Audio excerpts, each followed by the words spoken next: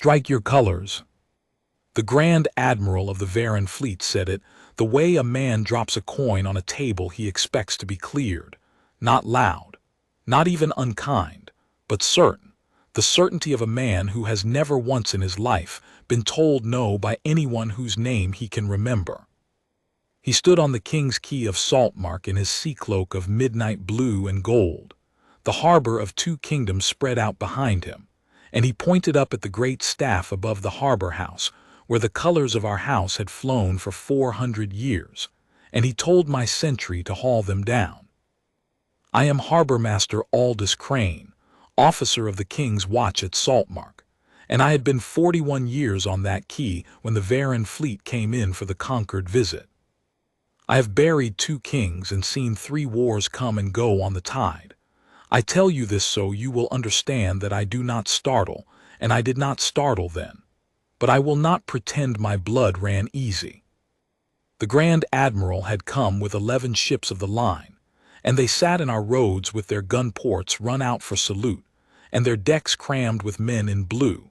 And behind him on the quay stood his flag captain and his marines and his interpreter and a clerk with a folio, and behind me stood one man. One man, Sentinel Hale of the King's Harbor Guard at his post by the foot of the staff, in the scarlet sea tunic and the tall black bearskin and the white gloves of the watch, his rifle at the order, his eyes forward over the water, perfectly still. I should tell you how the morning began, because nothing about it warned us. The Varan fleet had been signaled at dawn from the headland glass, and we had made ready the way a harbor makes ready for a friend. The chain dropped clear of the channel, the welcome guns laid and warmed, the pilots out at the bar in their boats to bring the great ships over the shallows safe. I had stood at the seawall and watched them come in out of the morning haze, 11 ships of the line in line ahead, and I will not pretend the sight did not stop my breath. They were beautiful. They were the navy of an empire, painted and gilded and proud, and they came over our bar under Marin Voss's pilotage with their yards manned and their bands playing. And when the flagship drew level with the harbor house, she ran out her guns and fired the salute to our colors. 21, slow and even, the smoke rolling off across the water, and we fired ours back, gun for gun, the way 2 kingdoms at peace honor one another's flags. It was all correct. It was all courtesy. The Grand Admiral had saluted our colors from the deck of his flagship, not 1 hour before he stood on our quay, and ordered them struck. That is the thing I have never been able to fit together in all the years since. He saluted the flag. He gave it the full 21 and stood bareheaded on his own quarterdeck while his guns honored it. And then he came ashore and walked the length of the King's Quay and looked up at the same flag and decided that it was an insult to him that it should fly higher than his own, as if a flag could be honorable from the sea and an outrage from the land. As if courtesy were a coat a man puts on to come into harbor and takes off the moment he is ashore and wants something. I have known many of his kind. The courtesy is real to them, but it is only ever the courtesy of an equal to an equal, or of the great to the greater. The moment they decide they are the greatest thing in the harbor, the courtesy turns to a debt they think you owe them, and they come to collect it. Strike your colors, the Grand Admiral said again, and run up the flag of Vera in their place. The senior fleet in any harbor flies highest. My fleet is the senior fleet. Your little staff will fly my pennant under your kings, or it will fly nothing at all. This is courtesy, Harbor Master. Do you understand courtesy? I understood it very well, and I understood what it was not. Let me tell you what a harbor is, because the men who have never kept one think it is only water and stone. A harbor is a promise. When a ship comes in under your colors, broken-masted or whole, chaste or at peace, she is telling every other ship in the roads that she is under your hand now, and your hand will keep her. The colors on the staff above the harbor house are not decoration.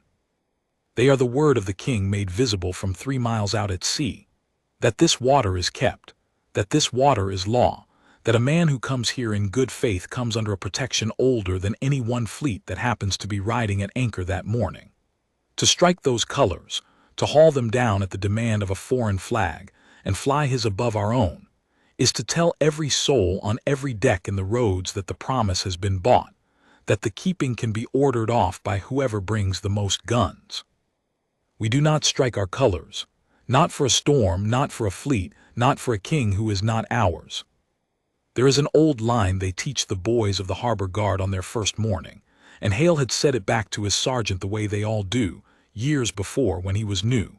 The colors that don't strike at sea. It means there are flags that come down at sunset and go up at dawn, ceremonial, ordinary, and there is the one flag that comes down only when the harbor itself has fallen, and there is no longer a hand to keep it. Ours was that flag. It had not come down to an enemy in 400 years. It was not going to come down to a guest. "Sir," I said to the Grand Admiral, and I kept my voice as level as his, "the colors of the king fly over the king's harbor. They do not strike to any flag while the harbor stands. I will gladly fly your pennant at the visitor's staff by the customs house, where the colors of every honored guest fly and fly high. You will find no kingdom shows its guests more honor than mine, but the staff above the harbor house is not a courtesy pole. It is the king's word. It does not come down." The Grand Admiral looked at me, the way a man looks at a clerk who has misfiled a paper. Then he looked past me, at Hale, at the foot of the staff, because the great have a way of deciding that the man who answers them is not the man who matters, and that if they go around him, they will find someone more reasonable behind. "You," he said to Hale, "you stand by the rope, you have the halyard at your hand. I will not argue flagstaffs with a harbor master. Soldier, bring the colors down. Your king will thank you for sparing him an embarrassment in front of a friend. Bring them down and run up mine." Hale did not move. Hale did not so much as turn his head. His eyes stayed forward over the water, and the wind came off the sea and stirred the fur of the bearskin and the heavy scarlet of the tunic, and the white glove on the rifle did not shift a thread. The Grand Admiral had given an order to a man whose whole life was the keeping of orders, and the man had heard him perfectly, and the man would no more haul down the king's colors at a foreign word than he would put his rifle in the sea.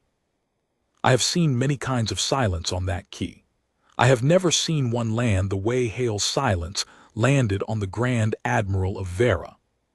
He was a man, I think, who had built his whole self out of being obeyed quickly, the way some men build themselves out of money or out of fear, and he had given an order to a common sentry in front of his own flag captain and his own Marines, and the sentry had answered him with nothing at all, not defiance he could punish, not insolence he could name, only the flat, total stillness of a man who does not even consider that the order applies to him. There is no purchase on that. You cannot get your fingers into a stillness like that. It does not give you a thing to push against. "Does he not speak?" the Grand Admiral said. "He speaks when his duty asks it," I said. "It is not asking it now." I want to be honest about where we stood that morning, because the whole shape of what came after turns on it. We were not strong.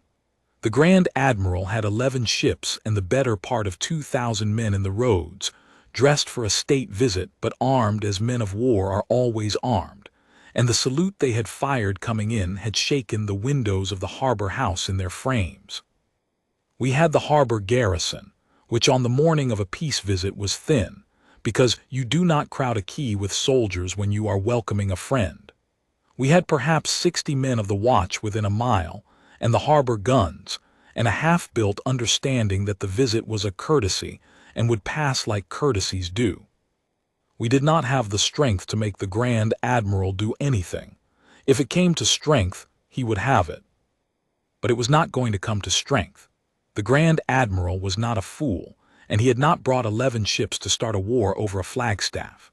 He had brought 11 ships to be the largest thing in the harbor, and he had assumed, the way his kind always assume, that being the largest thing in the harbor was the same as being in command of it.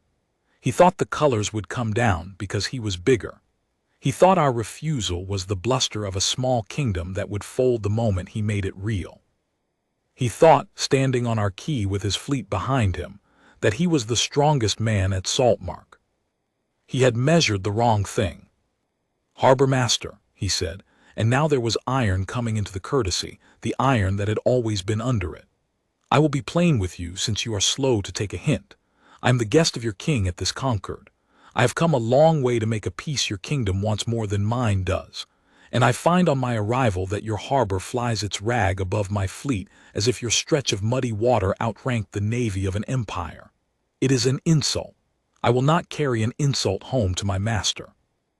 You will strike that flag and fly mine above it, as the senior fleet in any harbor is flown, or I will understand that your king's friendship is not worth the cloth it is printed on, and I will weigh anchor before the tide turns and take the Concord home unsigned. Now, the flag, down. Or I sail, and your king learns by nightfall that an old man on a quay lost him a piece over a piece of colored cloth. That was the trap, and it was well made. He had turned it from a flagstaff into a piece.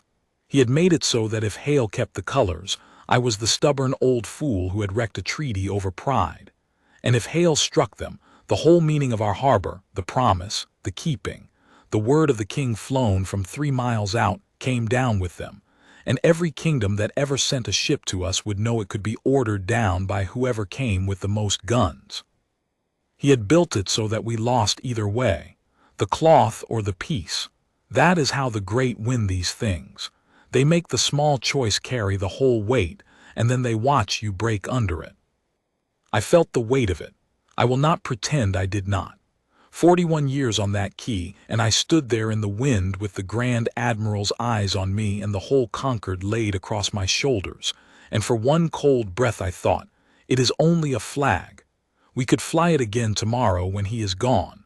A peace is worth more than a flag. And then I looked at Hale. He had not moved. He stood at the foot of the staff with the colors snapping above him in the sea wind, his eyes forward over the water, and he was not weighing the Concord, and he was not weighing the 11 ships, and he was not weighing his own life, which was a great deal closer to the matter than mine. He was simply keeping his post. The order to strike the colors had reached him, and had found nothing in him that it could move, because the man had decided a long time ago, on some gray first morning of his service, that the colors that don't strike at sea do not strike, and that decision was not up for the weather, or the fleet, or the peace, or the fear. He had taken the weight the Grand Admiral was trying to put on me, and he had carried it without a sound, because that is what the post is for. The post takes the weight so the kingdom does not have to. I have thought in the years since that the Grand Admiral never once understood what he was looking at. He saw a common sentry by a rope. He did not see that the sentry was the strongest man on the quay, stronger than the Admiral, stronger than me, stronger than 11 ships, because the sentry was the one man there whose answer could not be bought, frightened, flattered, or hurried, and a man like that standing quietly at the foot of a flagstaff is the hardest thing in the world to move. The Admiral had power. Hale had something the Admiral had spent his whole life mistaking for power, and had never actually possessed. He had a thing he would not do, and no force on earth could make him do it. The colors stay up, I said, and I found, having looked at Hale, that my own voice had stopped weighing anything at all. Fly your pennant at the visitor's staff with all the honor a guest is owed, Grand Admiral, and it will fly as high as friendship can raise it. But the king's colors do not strike to you, not for the fleet, not for the Concord, not for anything you have brought into these roads. If you would sail over a flag, sail. The harbor will keep, the way it has kept for 400 years, and the next fleet that comes in under our colors will know they were not for sale. The Grand Admiral's face did a thing I had been waiting for it to do. It went still, not the disciplined stillness of Hale, but the still of a man who has just discovered that the ground he has always walked on with such confidence is not, in this one place, going to bear his weight. He had expected to win. He had been so sure of winning that he had not made any plan for not winning, and now he stood on a foreign quay with his fleet behind him and a refusal in front of him, and he did not know what to do with a refusal, because nobody had ever given him one. And that is when the harbor began to answer. I did not call them. I want that understood, because in the telling it has sometimes been made to sound as if I gave some great signal and the kingdom rose. I gave no signal. I stood on the quay and kept the colors up, and the harbor answered on its own, the way a body answers when one part of it is struck, not by command, but by being what it was. The first to come was old Marin Voss, the pilot, who had been bringing ships over the Saltmark Bar since before I held my warrant. She had been down on the lower step seeing to a Varan tender, and she came up the quay stair without being sent for, a small gray woman in a tarred coat, and she walked past the Grand Admiral's Marines as if they were bollards and came to stand at my shoulder. "The color's staying up, Harbormaster," she said, loud enough to carry. "Good. I've piloted 4 navies over that bar, and I never yet brought one in to see our flag hauled down for them. I'd not have the stomach to bring the 5th. And she stood and did not leave. Then came the fishermen. The Saltmark boats had been working the morning tide, and word goes through a harbor faster than any signal flag. A boy runs along the quay, a woman calls down to a deck, and in the space of minutes the whole working water knows. The boats began to put in. Not in anger. You must understand there was no mob, no shouting, nothing the Grand Admiral could point to and call a threat. They simply came in, dozens of them, and tied up along the King's Quay where they had every right to tie up, and the men and women of the Saltmark fleet climbed up onto the stone with their hands empty and their faces plain, and they stood. They stood along the quay behind me and behind Hale, 100 of them, then 200 weathered people who had kept that harbor with their own hands every day of their lives, and they looked up at the King's colors flying above the harbor house, and they did not say very much. They did not need to. The Grand Admiral had told us the senior fleet flies highest. Here was a fleet, not of war, but the fleet that the harbor was actually for, come up out of the water to stand under its own flag and say, without a word, whose harbor this was. The harbor garrison came too. Captain Edrin of the watch had heard within the half hour, and he did not come at the run with the whole guard at his back, which would have been a provocation. He came at a walk, with a file of 12 men in good order, and he formed them up not against the Varan Marines but along the foot of the staff on either side of Hale, facing the water, the same as Hale, eyes forward. 60 more came behind in the hour that followed and took their stations at the harbor house, and the magazine and the chain tower, quietly, without drum or shout, each man going to the place he would hold if the harbor were ever truly threatened, which it now, in a way the Grand Admiral had not intended, was. The watch did not point a gun at a single Varan. They simply manned the harbor, fully, in the open, in daylight, so that any man with eyes in the roads could see that Saltmark was not an undefended courtesy stop that could be ordered about, but a kept harbor with its keepers at their posts. There was a moment in there when it could have gone wrong, and I want to set it down honestly, because it is the moment I am proudest of, and the pride is not mine. The Grand Admiral's flag captain, a hard young man named Corso, the sort who has decided that loyalty means doing the violent thing his master is too proud to order outright, saw the fishermen coming up onto the quay and the garrison forming at the staff, and he read it the way a fighting man reads everything, as the gathering of a force against him. He put his hand to the hilt of his sword and he barked an order back over his shoulder, and on the flagship's deck I saw the Marines stir and a sergeant's voice carry thin across the water, and for one cold breath the whole harbor stood on the edge of becoming the very thing the Grand Admiral could carry home, a foreign quay where his men were menaced, a quarrel he could call an outrage with a straight face. Captain Edrin saw it too. And Edrin did the disciplined thing, which is almost always the harder thing. He did nothing provoking at all. He did not draw. He did not order his men to face the Marines. He turned his 12 deliberately to face the open water, their backs to the Varans, their eyes forward over the sea, the same as Hale, so that there was not one weapon in the harbor pointed at one Varan man, nothing to fight, nothing to answer, only a kept harbor manning its own walls and a line of red coats with their faces to the water they were sworn to keep. You cannot start a brawl with men who will not turn around. Corso stood with his hand on his hilt and found nothing to draw it against, and after a moment, slowly, he took his hand off the sword, because there is no honor a fighting man can win against an enemy who simply will not be an enemy, and he knew it. That is the secret of the thing, and the Grand Admiral never grasped it, though it was worked in front of him all morning. We did not oppose him with force. Force he could have used. Force was the one move on the board he had brought 11 ships to make. We opposed him with order, with 200 people standing quietly where they had every right to stand, and 60 soldiers manning the posts they were sworn to man, and 1 sentry keeping the colors, and not a single act anywhere on the quay that a fair man could call a threat. He had come to break a small kingdom and found nothing to break his fleet against. The harbor did not push. It simply held, the way the bar holds against the whole weight of the sea, by being exactly what it is and not moving, and the sea breaks itself white on it and goes back out, and the bar is still there. And the colors flew above it all.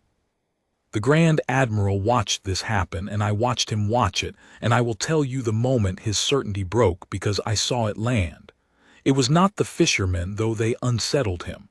It was not the garrison, though it gave him pause. It was a small thing. It was the harbor pilot's flag. Marin Voss, still at my shoulder, had taken from inside her tarred coat a little weather-stained pilot's jack, the pennant that pilots fly to show a ship she is under a true pilot's hand and may trust the water. It is the smallest flag in any harbor, and in some ways the oldest, older than navies, the flag that says, "A stranger is welcome here and will be brought in safe." She walked, slow and unbothered, to the visitor's staff by the customs house, the very staff where I had offered to fly the Grand Admiral's pennant with all honor, and she ran up the Varan colors there herself, with her own hands, high and clean, and rendered them the proper salute, and then she came back and stood by me again. "There's your flag, Admiral," she said, not unkindly. "Flown by the oldest hand in the harbor with honor, where an honored guest's flag flies. You're welcome here. You were always welcome here. You only wanted the wrong thing flown in the wrong place, and that we can't give you because it was never ours to give. It's the king's, and the king's is for keeping, not for striking." That undid him. Not the strength of the harbor, the courtesy of it. He had come prepared to break a small kingdom's pride, and found instead that the small kingdom would not strike its colors, and yet had run his own up with its own hands, high, honored, correct, leaving him nothing to be insulted by and nothing to break. He had wanted a humiliation he could carry home, either the colors struck, which shamed us, or the peace broken, which he could blame on us. We had given him neither. We had given him exactly the honor a guest is owed, and not 1 inch of the thing that was not ours to give. And we had done it quietly, in good order, with 200 fishermen and a gray old pilot and 1 motionless sentry. And there was nothing in it he could call an outrage to anyone back home without looking himself, like a man who had demanded a kingdom, strike its own flag on its own quay to a guest. Which is precisely what he had done, and which no fleet in the world thinks well of. Because every fleet has a harbor of its own, and every fleet knows what its own colors mean. And then the rest of the kingdom answered, which the Grand Admiral had not reckoned on at all. When the demand was first made, I had sent a rider, not for soldiers. I had no use for soldiers, but for the truth of the matter to reach the only man whose word could settle it, which was the king's own warden of the coast, the officer who holds the king's authority over every harbor in the realm. The warden was 3 hours up the coast road at the Concord Lodge with the king's commissioners, and the rider had gone hard, and now, in the late forenoon, a second rider came back down the quay at a canter with the warden's seal, and the harbor went quiet to hear it read. It was short.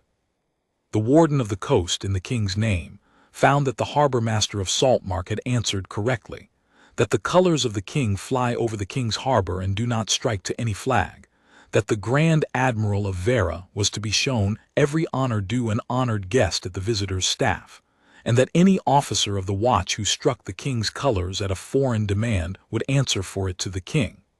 It was not a threat to Vera. It named no quarrel. It simply put the whole weight of the kingdom, the king, the warden, the law of every harbor on the coast, behind the one sentry at the foot of the staff, so that the Grand Admiral could see, plainly, that Hale had not been a stubborn man making a private stand he might be talked out of, but the visible end of the king's own word, running back from the rope in his white-gloved hand all the way up the coast road to the king himself. You do not argue a flagstaff with a sentry when the sentry is the king speaking. The Grand Admiral had thought he was leaning on one old man and one stubborn officer. He was leaning on a kingdom, and the kingdom did not lean back, because it did not have to. It simply stood, all of it, from the man in the water to the king in his lodge, under the one flag, and let him feel the whole of what he had set himself against. He stood a long moment. The wind came off the sea. Above us the colors of the king snapped at the staffhead kept. "You would have let me sail," he said at last. "It was not quite a question." "I would have grieved to see you sail, Grand Admiral," I said. "The Concord is a good piece and my king wants it, and so do I, but yes, I would have let you sail before I struck those colors, because a piece bought by striking them would not have been worth the having. A kingdom that will haul down its own flag to keep a guest from sulking has nothing left to make a peace with. You would not in your heart sign a treaty with such a kingdom. You would despise it. You came here to make peace with a kingdom that keeps its word. Well, this is what keeping its word looks like. It looks like a flag that does not come down." I have wondered since whether he understood me in the moment or only later. But I saw something move in his face that was not anger, and it stayed there, and after a while it settled into something I had not expected, which was a kind of weary, grudging recognition. The look of a man who has spent his life among people who strike their colors the instant the bigger fleet asks, and who has just been reminded, on a foreign key, by an old harbor master and a sentry who never said a word, that there are still kingdoms where they do not, and that those are the only kingdoms whose word is worth a treaty. "Your sentry," the Grand Admiral said, "he never moved." "No," I said, "he never moved. Through all of it, the fleet, the threat. He understood he might be sailed over, and he stood at the rope as if nothing in the world were happening." "He stood at the rope," I said, "because the colors were at the rope and the colors are his post, and a man at his post does not weigh the fleet. That is the whole of it, Grand Admiral. You brought 11 ships to move one man, and you brought 10 too few, because there is no number of ships that moves a man who has decided he will not strike the colors. You measured the harbor by the guns in it. You should have measured it by him." The Grand Admiral looked at Hale for a long time. And then, and I did not expect this, and neither did any man on the quay, he straightened himself, and he turned to face the staff where the king's colors flew, and he, the Grand Admiral of the Varan fleet, the largest man in the harbor, rendered to those colors the full naval salute, slow and correct, the salute one navy gives another's flag in another's harbor as a guest who knows the law of the sea. He held it. And then he turned and gave the same salute to Hale, which is a thing I have never seen before or since, an admiral saluting a sentry, and Hale, because his duty asked it now, and only now, brought his rifle from the order to the present in one clean motion and returned it, eyes forward, and then grounded it again and stood as he had stood all morning, kept. "Fly my pennant where your pilot flew it," the Grand Admiral said, "with honor, as a guest. I will not ask the king's colors to strike again, a breath. I came to make peace with a kingdom. I am glad to find there is one here to make it with." He sailed 3 days later, the Concord signed, his pennant flying high and honored at the visitor's staff the whole of his stay, and the king's colors flying higher above the harbor house the way they had flown for 400 years, and the way, please God, they will fly for 400 more. The peace held. It holds yet. And it held the better for the flag not coming down, because the Grand Admiral went home and told the court of Vera, I have this from men who were there, that the Saltmark harbor would not strike its colors to his whole fleet, and that this was the surest sign he had seen on the whole voyage that the kingdom's word, once given, would be kept. A kingdom that will not strike its flag for fear will not break its treaty for advantage.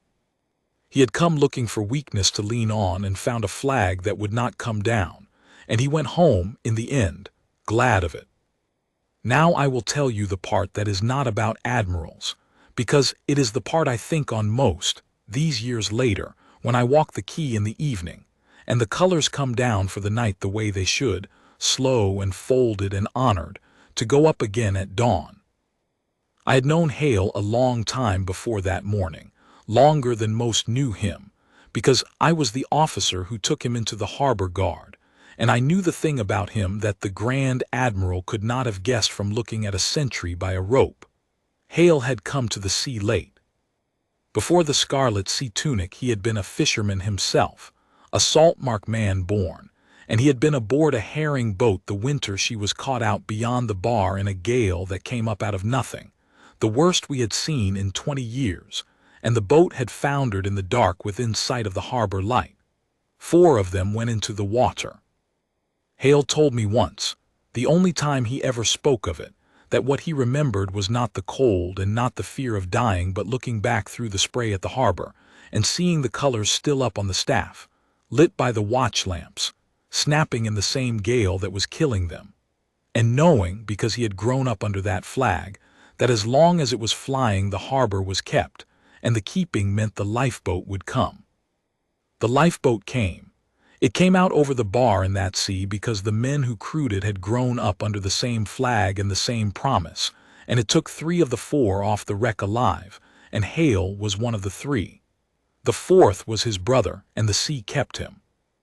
So when the Grand Admiral told Hale to strike the colors, he was telling a man who had once hung in the black water beyond the bar and looked back at that exact flag and staked his life that it meant what it said. Hale knew, in his body, in a way the rest of us only knew in our heads, what the flag is for and who it is for. It is for the man in the water. He had been the man in the water. And no fleet that ever floated was going to make him be the one who told the next man in the water that the flag had come down.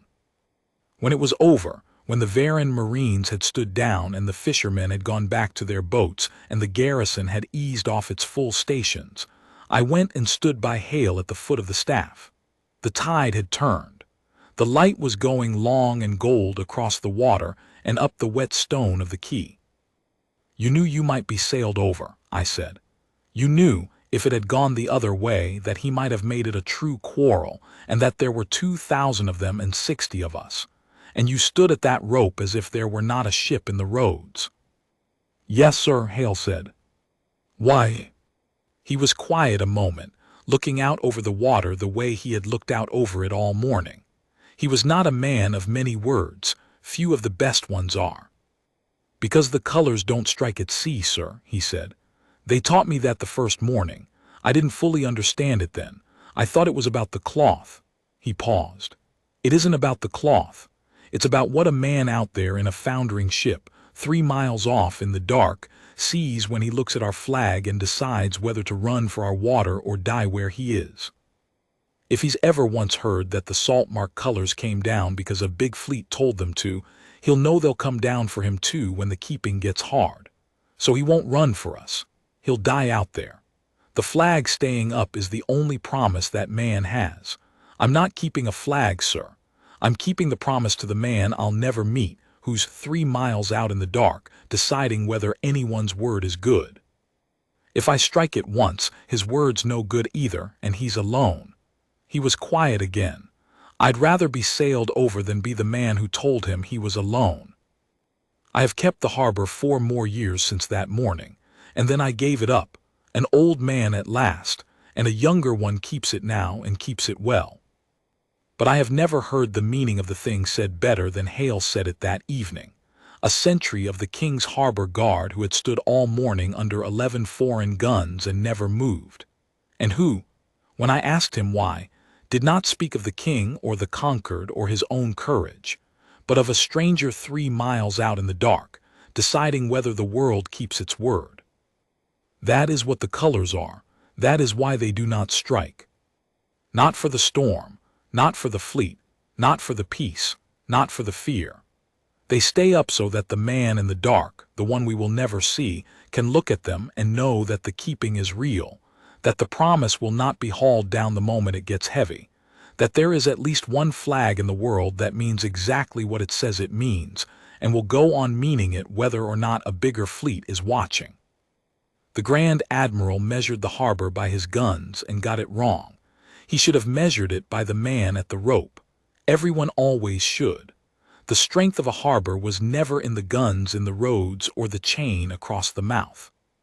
It was always in whether there is one disciplined man at the foot of the staff who has decided that the colors do not come down, and who will stand there, perfectly still, eyes forward over the water, while the largest fleet in the world tells him to haul them in, and will keep on standing there, keeping the promise to the stranger in the dark, until the fleet in the end takes off its hat to him. They never come down, that is the whole of it, they never come down. And on the King's Quay of Saltmark, 400 years on and more in the wind off the sea, they fly there still.